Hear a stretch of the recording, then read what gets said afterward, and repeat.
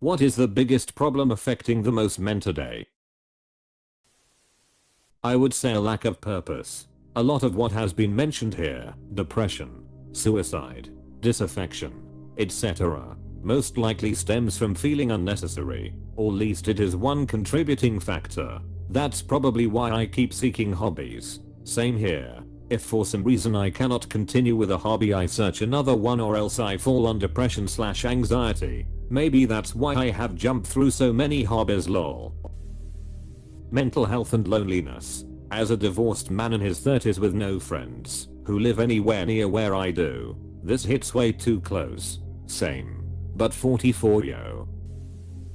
Pathetically low wages for jobs that require 8+ years of relevant experience. Example, lab manager for 25k is unfucking acceptable. Union electricians for a utility company can make over 100k per year here in Ontario. A regular industrial sparky will bank $90k plus per year easily with the right gig. This is with no loans and no debt. I quit education and became an industrial maintenance electrician. It is easy on the body, unlike construction, which is unsustainable.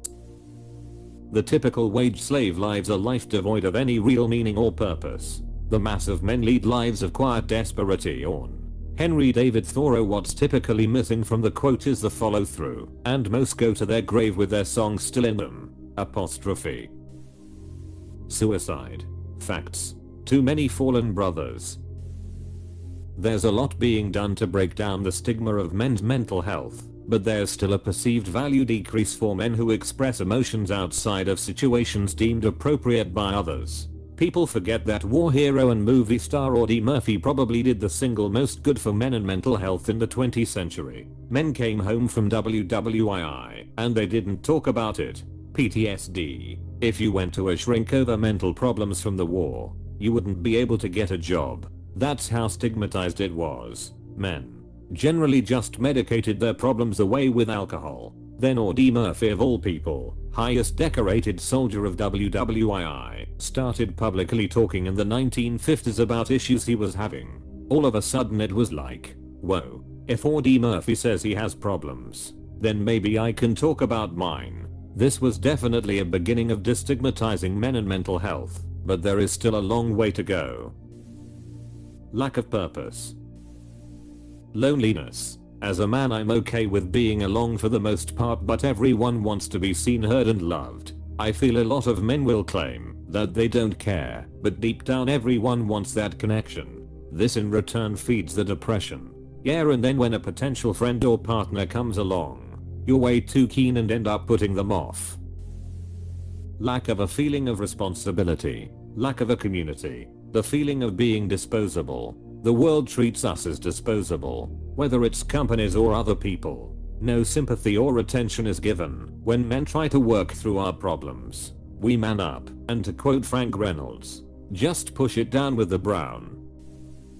Social conditioning that we can be anything we want to, and then released into a system which alienates us. It leaves men vulnerable to poor mental health, feeling like failures, trying to box themselves into a restrictive view of what a man should or shouldn't be, wondering why following the rules they were given to be successful didn't pay off, etc. This then leaves them vulnerable to isolation, lack of socializing, suicide, and grifters preying on these feelings so they can sell them a bogus self-improvement course. I think a lot of men would have benefited from some simple honesty when they were growing up and maybe taught useful resilience tools for adversity in their futures. I think a lot of men would have benefited from some simple honesty when they were growing up. What honesty? What would you tell them?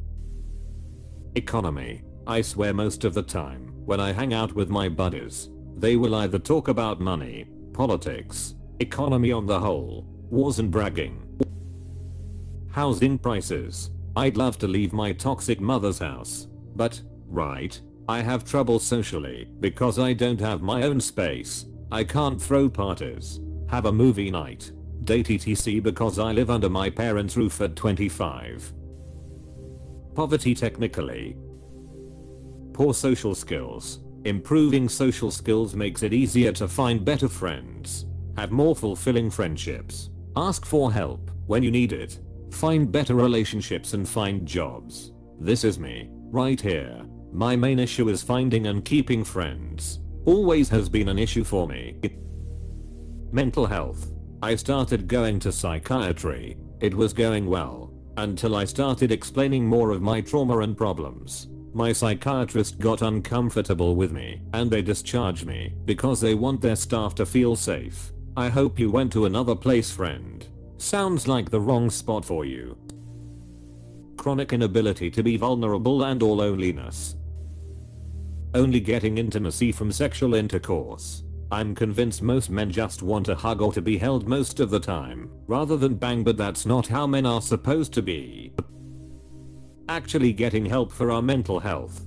We are brought up in a society that tells us that our natural state is dysfunctional, which makes it even more difficult for a lot of men to realize that there is actually a problem. Why don't men seek out help during mental crises? We've been conditioned to believe that the symptoms we experience are normal. We minimize our crisis because it is not on the same level as other people who we see as worse off and struggling. If we realize the issue is as big as it is, we don't want to burden someone else with our problems. We tend to think even professionals who are paid to help us will see us as a burden because our piteous issues take time away from people with more serious problems. And if we acknowledge we need help, we often are treated like we are broken, which is detrimental to the psyche that has been built up to believe the appropriate function of a man in society is to be intelligent and able to solve problems. That somehow men are supposed to be paragons of logic and repair.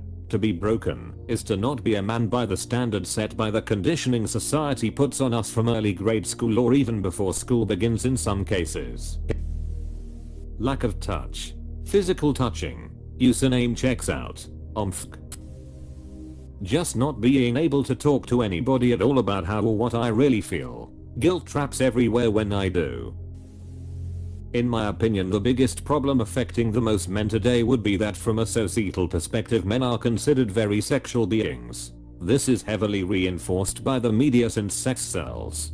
From my experience, most men get so caught up in sex or sexual gratification that there is never any room or space for being close or intimate with any friend. As a result, men are often really lonely in our society because we place such an emphasis on sex when making friends. Hanging out with a girl, oh he wants sex.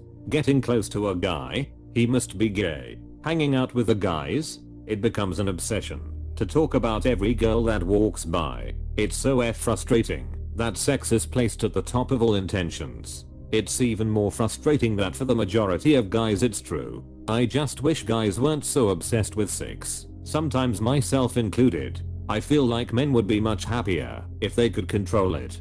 This is coming from a straight guy BTW.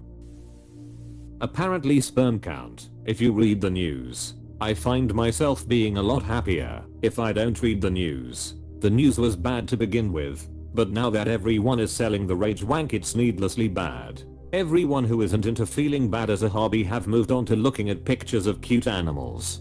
Baby donkeys are amazing. The idea that we run everything and are so disposable at the same time. The contradiction works if you realize that only 1% of men are elite, that is, who have a disproportionate influence on the culture, and the other 99% are not. The 99% are disposable, the 1% run everything, and, noticeably, are not disposable. Just see the outrage when anyone in the elite ranks of journalism, of business, of politics is asked to play by the same rules the rest of us disposable folks are supposed to play. Close bracket. There are many problems that affect men, but some of the most common include mental health issues, relationship problems, and financial difficulties. Some of the most serious problems facing men today include mental health issues such as depression and anxiety. According to the National Institute of Mental Health, 7 million men in the United States suffer from depression.